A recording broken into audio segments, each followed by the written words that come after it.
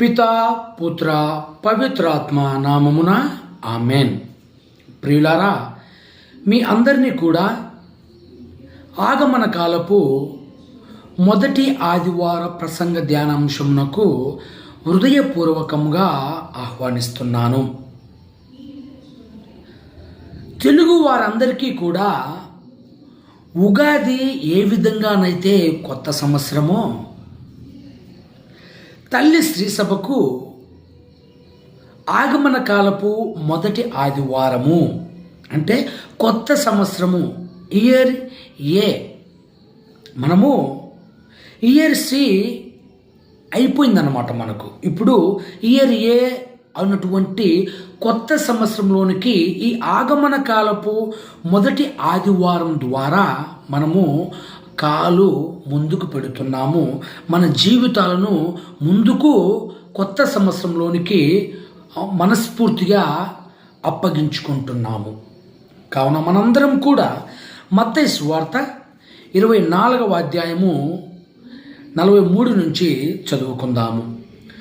దొంగ ఏ గడియలో వచ్చునో ఇంటి యజమానికి తెలిసిన ఎడల అతడు మేల్కొని ఉండి తన ఇంటిని కన్నము పడనీయడు.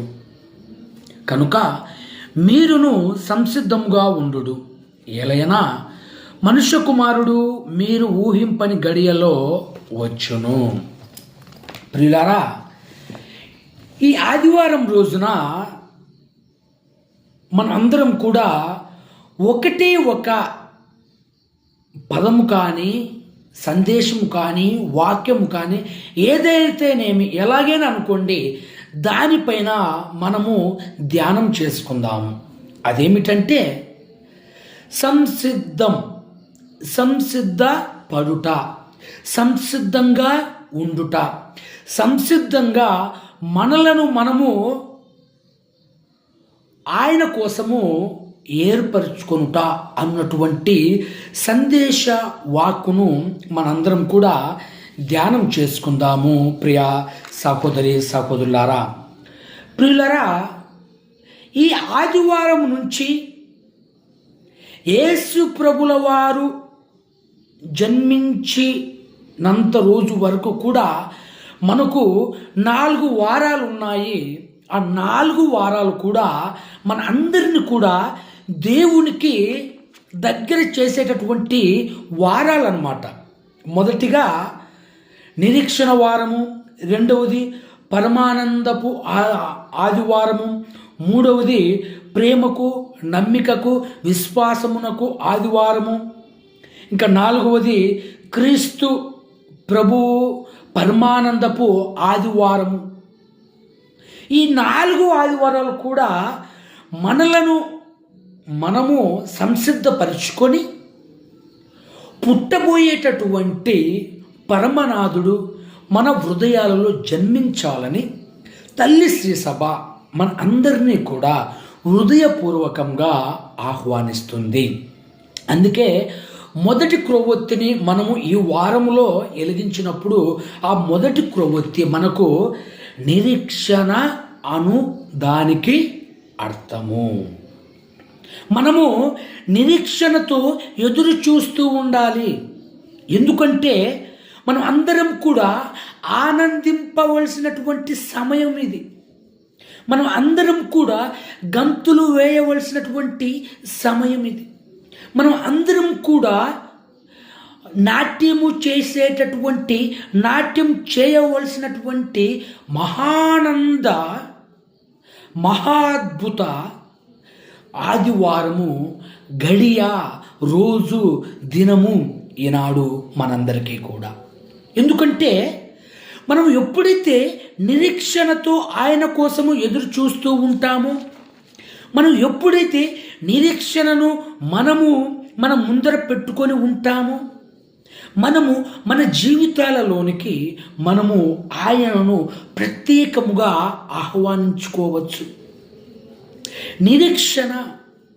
నిరీక్షణతో ఉండడము, నిరీక్షణ తత్వం నిరీక్షణ కలిగినటువంటి దైవ భక్తి, నిరీక్షణ కలిగినటువంటి విశ్వాసం, నిరీక్షణ కలిగినటువంటి కన్నీటి గాథ, నిరీక్షణ కలిగినటువంటి అది ఏమైనా సరే మనలను కొత్త జీవితంలోనికి, నవ్యమైనటువంటి జీవితంలోనికి, అనుసంధానమైనటువంటి ఆహ్లాదమైనటువంటి అపురూపమైనటువంటి ఒక జీవిత పరిమాణంలోనికి, పరిస్థితుల్లోనికి మనలను, మన కుటుంబాలను, మన సాటి వారిని, తోటి వారిని, ఇరుగు పొరుగు వారిని అందరినీ కూడా ఏకం చేసేటటువంటి వారము మనకు తల్లి శ్రీ సభ అనుగ్రహించింది.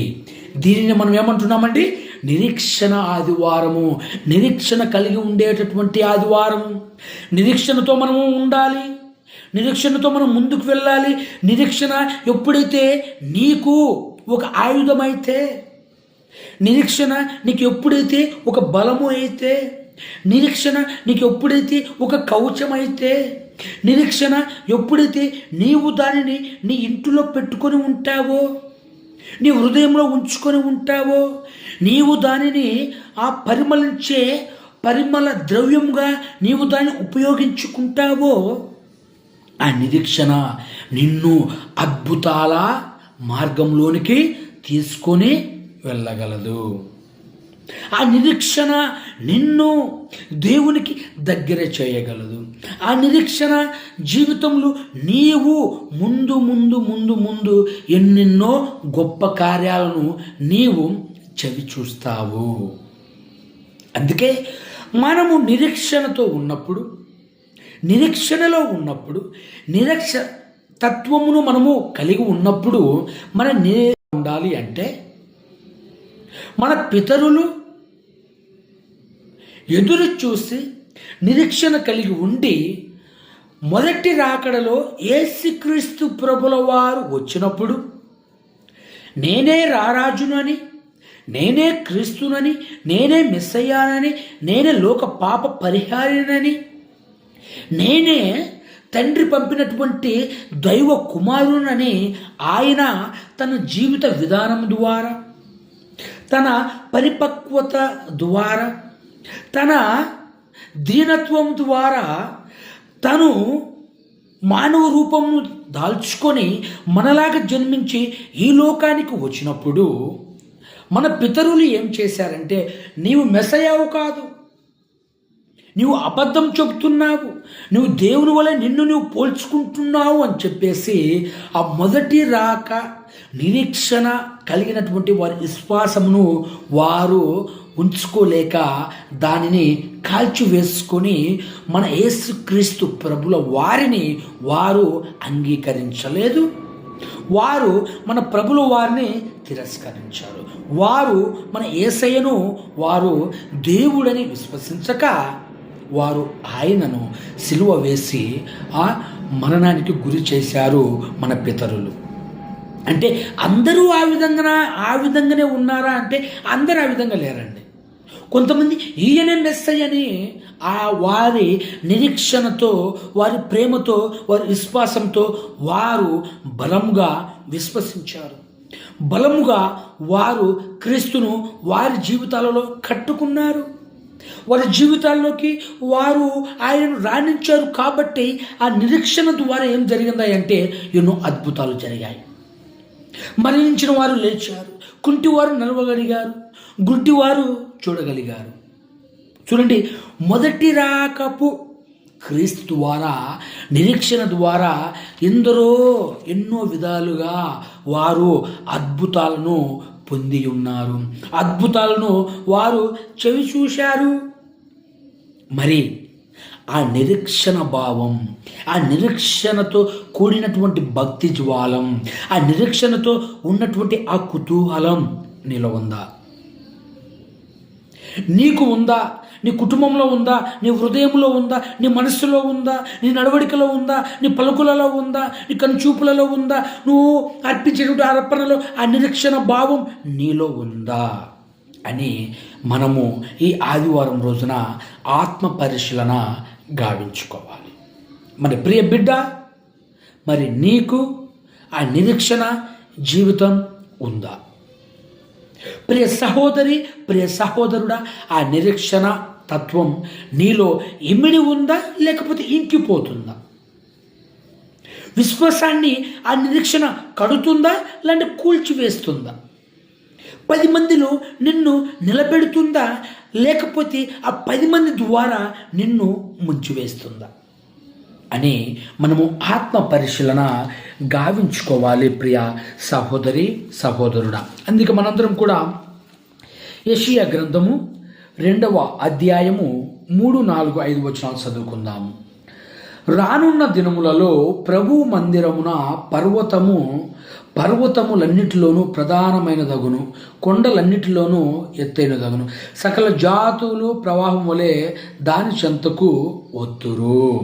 అదేవిధంగా అతడు జాతుల మధ్య తగవులు పరిష్కరించును, అనేక ప్రజలకు తీర్పు చెప్పును. వారు తమ కత్తులను కరులుగా సాగగొట్టుకొందురు, తమ ఈటెలను కొడవలుగా మార్చుకొందురు. ఒక జాతి మరి ఒక జాతి మీద కత్తి దూయదు, ప్రజలు యుద్ధమునకు శిక్షణము పొందరు. యాకోబు వంశీయులారా రండు, మనము ప్రభు దయచేయు వెలుగులో నడిచెదము. చూడండి ప్రియులారా, మహామధురమైనటువంటి వాక్కులు. ఆయన వచ్చినప్పుడు తగవులు ఉండవండి.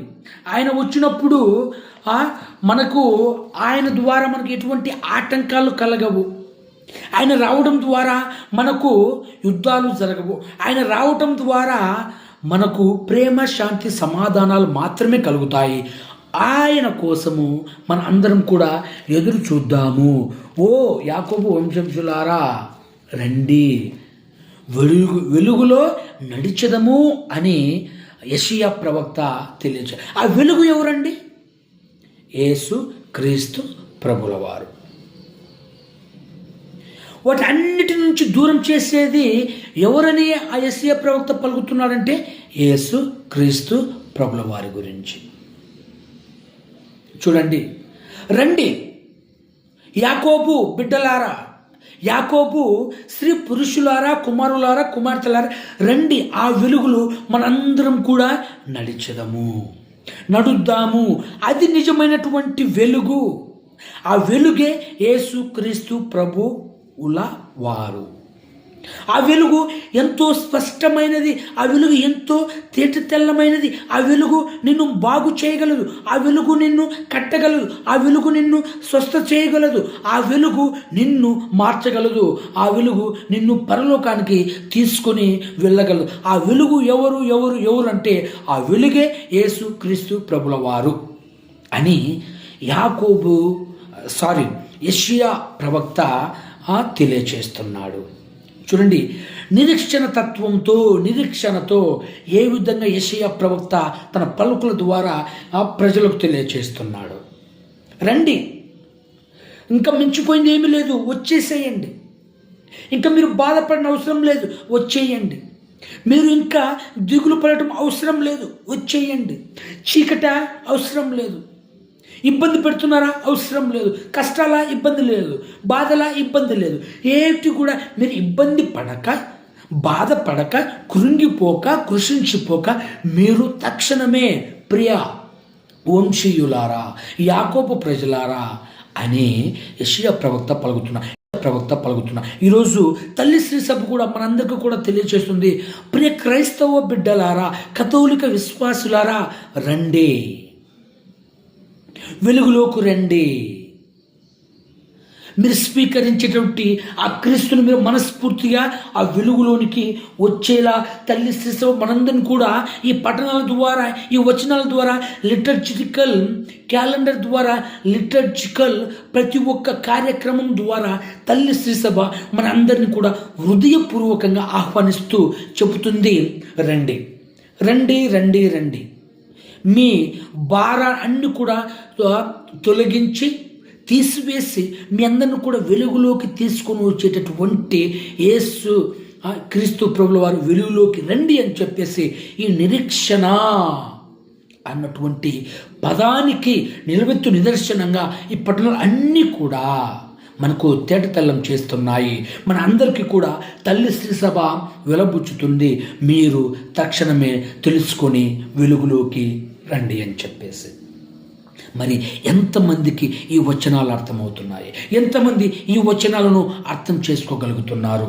కావున ప్రియులారా, అదేవిధంగా మన అందరము యోహాను సువార్త 3:16 చదువుకుంటే, దేవుడు లోకమును ఎంతో ప్రేమించను, తన ఏకైక కుమారుని ప్రసాదించను, ఆయనను విశ్వసించువాడు నాశనం చెందక నిత్య జీవము పొందుటకై అట్లు చేసెను. చూడండి, దేవుడు లోకమును ఎంతో ప్రేమించను, దేవుడు లోకమును ఎంతో కరుణించను, దేవుడు లోకమును ఎంతో ఆదరించను, దేవుడు లోకమును ఎంతో ఆయన దగ్గరుండి ప్రేమించుకుంటున్నాడు.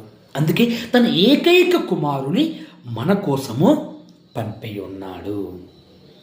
తన ఏకైక కుమారుని మన కోసము ఆయన పంపించి ఉన్నాడు. తన ఏకైక కుమారుని ద్వారా మన అందరికీ కూడా రక్షణ కలుగుతుందని, ఆయన ఏకైక కుమారుని ద్వారా మనకు ఆ పాపం కలగదని, ఎందుకంటే మన పాపాలు అన్నీ కూడా ఆయనపై వేసుకుని ఆయన మరణిస్తాడు, మళ్ళీ లేస్తాడు. కావున ప్రియులారా, తన ఏకైక కుమారుడు మన కోసము వచ్చి ఉన్నాడు. మరి నీ నిరీక్షణ ఎవరి కోసం? ఎవరి కోసం నువ్వు నిరీక్షిస్తున్నావు? లోకం కోసమా? లోకం ఇచ్చే డబ్బు కోసమా? లోక ఆశల కోసమా? లోక కామ వాంఛ కోరికలకు గురైనటువంటి అటువంటి సందర్భాలకు నీవు నిరీక్షిస్తున్నావా? ఈ లోక బంధాలకు నువ్వు నిరీక్షిస్తున్నావా? లోక సంబంధాలకు, లోక గొడవలకు, లోక యుద్ధాలకు నీవు నీ నిరీక్షణను కనపరుస్తున్నావా?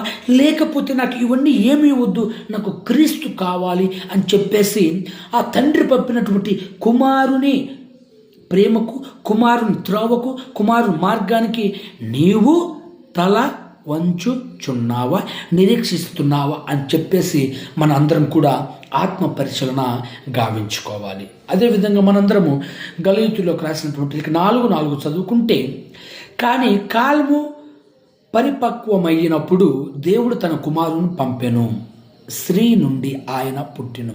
కాలము పరిపక్వమైనప్పుడు దేవుడు తన కుమారుని పంపెను. ఆ కుమారుడు స్త్రీ నుండి పుట్టెను. స్త్రీ నుండి పుట్టినటువంటి ఆ పరమ పవిత్రుడే యేసుక్రీస్తు ప్రభుల వారు. ఆ పరమ పవిత్రుని కోసమే నువ్వు నిరీక్షణ చెందాలి. నిరీక్షణగా ఉండు.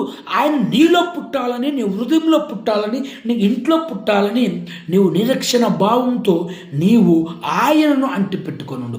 ఆయన కోసం నువ్వు జీవించు, ఆయనతో జీవించు, ఆయనకే జీవించు. ఆయనకే ఆయనకే ఆయనకే ఆయనకే అన్నీ కూడా ఆయనతోనే జరగాలి, ఆయనకే జరగాలి, ఆయనలోనే జరగాలి.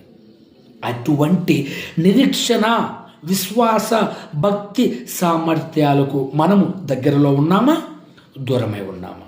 విశ్వాసంతో ఉన్నామా, అవిశ్వాసంతో ఉన్నామా? అల్పంగా ఉన్నామా, గొప్పగా ఉన్నామా? ముందంజలో ఉన్నామా, వెనుకగా ఉన్నామా? అరుస్తూ ఉన్నామా, కేకలు వేస్తూ ఉన్నామా? అరుపులు ఊరికి అరవకండి. ఊరికి దేవా దేవా దేవా అంటే కాదు, ప్రభువా ప్రభువా అంటే కాదు. ఈ నిరీక్షణ తత్వం, నిరీక్షణ అన్నటువంటి పదజాలం, భావం నీలో లేకపోతే ఇవన్నీ కూడా వ్యర్థాలు, ఇవన్నీ కూడా పనికిరావు. అందుకే చెప్తున్నారు, కాలము అలా అయినప్పుడు తన కుమారుని పంపును, ఆ కుమారుని కోసము నీవు నిరీక్షిస్తూ ఉండు. నిరీక్షణ భావంతో నీవు ముందుకు వెళ్ళు. అదేవిధంగా రోమీయులకు రాసినటువంటి లేఖ 13:11 చదువుకుంటే, మొదట మనము విశ్వసించిన నాటి కంటే ఇప్పుడు మనకు రక్షణ లభించు సమయము మరింత దగ్గర అయినది. సమయము దగ్గర అయినది. పాత రోత జీవితమునకు ఫుల్ స్టాప్ పెట్టేటువంటి సమయం దగ్గరమైనది. వ్యభిచార జీవితానికి ఫుల్ స్టాప్ పెట్టేటువంటి సమయము దగ్గరే అయినది. మధుర మాధుర్య జీవితము నిర్మించుకొని సమయము దగ్గర అయినది. దేవునికి చేరువుగా వెళ్ళేటువంటి రోజు సమయమైనది. ప్రేమను కనపరచుటకు, ప్రేమను చూపుటకు, భక్తిని చూపుటకు, ముందుకు వెళ్ళుటకు, ఒక నిజ విశ్వాసగా మనం ఉండుటకు, నిండైన ప్రేమను పొందుటకు, మన బాధలను బంధించి అపారమైనటువంటి ఆ ప్రేమను కనపరిచేటువంటి సమయం ఆసన్నమైనది. ఆయన వచ్చే సమయం ఆసన్నమైనది. సర్వమును మనం కలుగుటకు, సత్యమును పొందుటకు, సత్య మార్గంలో జీవించుటకు మనకు సమయం ఆసన్నమైనది. సమయం వచ్చినది. నేడే నీవు నీ జీవితాలని మార్చుకొని క్రీస్తులోకి వచ్చేసాయి. సమయము ఆసన్నమైనది, ఆసన్నమైనది, ఆసన్నమైనది. ఎప్పుడు మారాలనుకుంటున్నావు నీవు? ఎవరి వలన మారాలనుకుంటున్నావు నీవు? ఎందుకు నువ్వు ఇంకా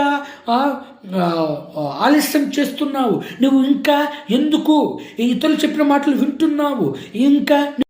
ఇంకా నువ్వు ఎందుకు అల్ప విశ్వాసంతో ఉంటున్నావు? ఎందుకు నీవు ఈ లోకాన్ని నువ్వు కప్పేసుకొని ఉంటున్నావు? ఎందుకు నీవు ఈ లోకంలో ఇంకా మునిగి మునిగి మునిగి కంపుతో నువ్వు ముందుకెళ్తున్నావు? సమయం ఆసనమైనది. వాటి అన్నిటికీ కూడా ఫుల్ స్టాప్ పెట్టేసి నూతన జీవితంలో, నిరీక్షణ జీవితంలో నీవు కొత్త జీవితాన్ని అమలుచు, కొత్త జీవితంలో ప్రవేశించు. కొత్త జీవితానికి నువ్వు నాంది పలుకు అని చెప్పేసి రెండవ పట్టణము మనందరికీ కూడా తేటతెల్లం చేసేస్తుంది. అందుకే నీవు ఏం చేయాలంటే ఈరోజు మన అందరం కూడా సమయము దగ్గరైంది కాబట్టి మనందరం కూడా దేవునికి ప్రియ బిడ్డలుగా, ప్రియ స్నేహితురాలుగా మనందరం కూడా జీవించాలి. అందుకే సమయం ఆసన్నమైనది.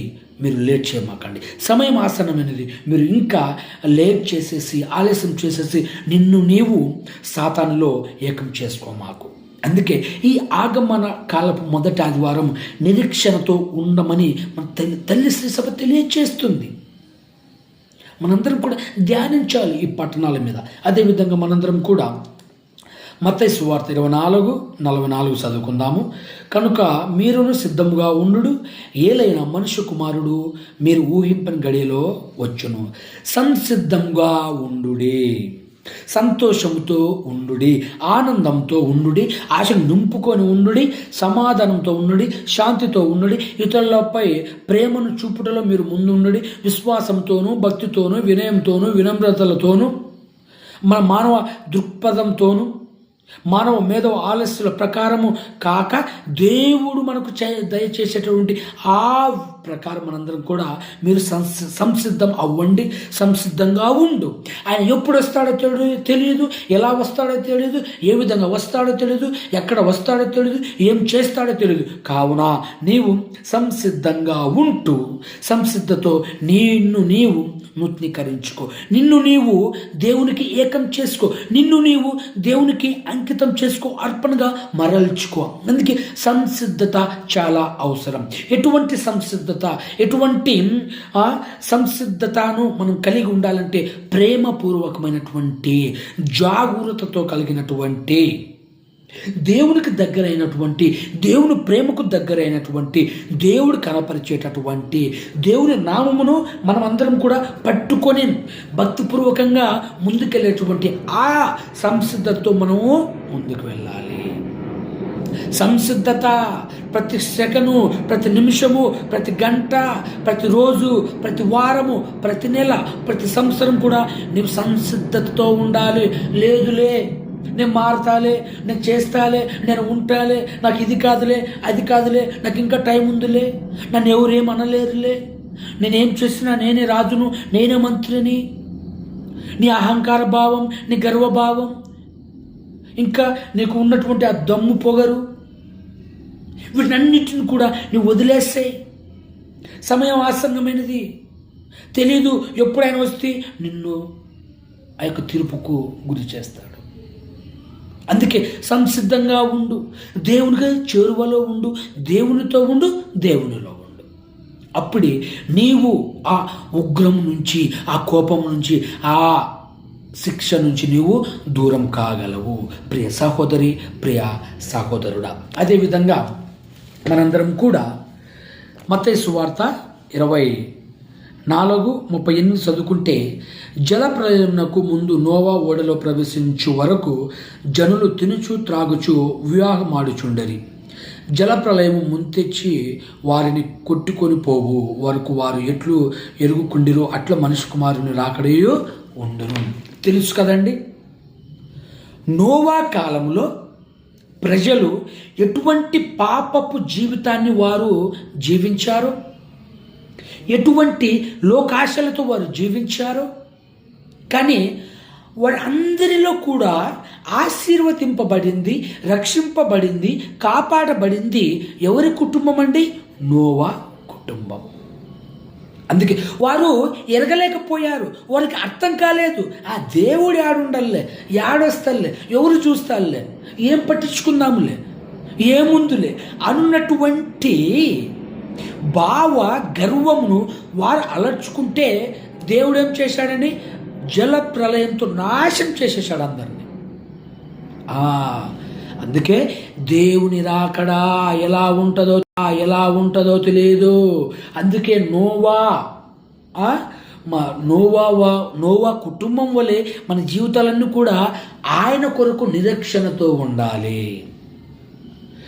ఎంత కష్టం వచ్చినా ఎలా ఉన్నా నీ జీవితం మాత్రము దేవునిపై నిరీక్షణ తత్వంతో ఉండాలి, నిరీక్షణతో ఉండాలి. మరి అలా జీవించని నాడు, అలా ఉండని రోజు, అలా నిన్ను నీవు అమర్చుకోలేనటువంటి రోజున ఏమి జరుగుద్దయ్యా అంటే, జల ప్రళయంలో ఏ విధంగానైతే వారు చెల్లాచెదురు ప్రాణాలను కోల్పోయి లోకం నుంచి విడిపోయారో, ఆ విధంగా నీ కుటుంబం, నా కుటుంబం ఎవరైనా మారగలరు, ఎవరైనా ఆ విధంగా కాగలరు. కానీ అటువంటి విపత్తుల నుండి, అటువంటి అపాయాల నుండి, అటువంటి దురద్వేషాల నుండి, అటువంటి ఆ దేవుని ఉగ్ర రూపం నుండి మనందరం కూడా దూరమయ్యి దేవునికి దగ్గర అవ్వాలంటే మనం ఏం చేయాలి అంటే, నోవా కుటుంబం వలె నిరీక్షణతో, ప్రేమతో, విశ్వాసంతో మనందరం కూడా ముందుకు వెళ్ళాలి. మనం ఎప్పుడైతే జీవిస్తామో దేవుడు మన దగ్గరకు వచ్చి నోవాకు చెప్పిన విధంగా ఆయన నోవాను ఆ యొక్క ఓడ నిర్మించుకొని ఆ యొక్క ఇంటిలో ఏ విధంగా ఉంచాడో మనల్ని కూడా దేవుడు ఆ విధంగా ఉంచుతాడు, మనల్ని కాపాడుతాడండి. మన దేవుడు మనలను నిష్కారణంగా దోపిడీకి, మరణాలకు, బాధలకు, కష్టాలకు గురి చేసేటటువంటి దేవుడు కాదు మన దేవుడు. మన దేవుడు ప్రేమ స్వరూపుడు, మన దేవుడు శాంతి స్వరూపుడు, మన దేవుడు మనందరిని కూడా రక్షించేటటువంటి దేవుడు. ఆయన నమ్మండి, ఆయన విశ్వసించండి, ఆయనపై మీ యొక్క భక్తిని పెంచుకోండి, ఆయనను మీరు నమ్మండి, ఆయన కాళ్ళు పట్టుకోనండి, ఆయనను ప్రేమపూర్వకంగా మీరు దేవా దేవా దేవా ప్రభువా ప్రభువా ప్రభు అంటూ ఆయనతో మీరు ఎప్పుడైతే ఆ యొక్క బంధమును, తత్సంబంధమును మీరు నిర్మించుకుంటారో, కట్టుకుంటారో, పొందుకుంటారో అప్పుడే నీ జీవితాలను నీవు దేవునిలో ఉంచుకోగలవు. అటువంటి సందర్భంలో నీవు ఎప్పుడైనా ఎలాగైనా ఉన్నా ఆయన వచ్చిన రోజు నీకు ఆ యొక్క తీర్పు ఏముండదు, నిన్నేం శిక్షించడు, ఆయన నీకేం చేయడు. వచ్చిన వెంటనే నిన్ను ఆ రథాలలో, బంగారు రథాలలో నిన్ను పరలోకానికి తీసుకెళ్తాడు. ఆ యొక్క మరణానికి కానీ, లోక మరణానికి కానీ నిన్ను ఆయన గురి చేయడు, నువ్వు వలె నిన్ను కాపాడుతాడు. అందుకే మనందరికీ కూడా ఈ పట్టణం తెలియజేస్తున్నాయి, నిరీక్షణ భావంతో అప్రమత్తంగా, సంసిద్ధంగా మీరు ఉండండి. దైవ కుమారుడు ఎప్పుడు వస్తాడో మనకు తెలియదు. ఎలైనా ఏ గడియలో వచ్చునో మనము ఎరుగము, మనకు తెలియదండి. మనం మానవ మేధస్సు, మానవ తెలివితేటలు, ఆయన మేధస్సును మనం గుర్తించగలమా, మనం తెలుసుకోగలమా, మనం పట్టుకోగలమా, మనము అటువంటి జ్ఞానమును మనం ఎరగగలమా? లేదు కదా. అది ఆ విధంగా ఉండలేం కదా, ఆ విధంగా మనము ఏర్పరచుకోలేం కదా. కాబట్టి మనం ఏం చేయాలమ్మా, ఏం చేయాలయ్యా, ఏం చేయాలి ప్రియ బిడ్డ, ఏం చేయాలి అన్న, అక్క, అన్న, తమ్ములారు అందరూ కూడా ఏం చేయాలంటే మనందరం కూడా సంసిద్ధంగా, నిరీక్షణ భావంతో, నిరీక్షణగా మనము ఆయన కొరకు ఎదురు చూస్తూ ఉండాలి. కావున ఈ ఆదివారం రోజున మనందరం కూడా నూతన సంవత్సరంలోకి అడుగుపెట్టినటువంటి మన కుటుంబాలను, మన శ్రీ సభను, మన మేత్రాసాలను, మన సభలను అందరిని కూడా దేవాతి దేవుడు నిండైనటువంటి ఆశీర్వాదంతో దీవించాలని, సంసిద్ధమైనటువంటి భావమును మనలో కలిగించాలని మనందరం కూడా ఆయన పుట్టినరోజున మనందరం కూడా హృదయపూర్వకంగా జరుపుకోవాలని మనందరం కూడా ఈ ఆదివారం రోజున ప్రార్థన చేసుకుందాము. దేవాతి దేవుడు మనందరిని కూడా దీవించి కాచి కాపాడుదురుగాక. ఆమేన్.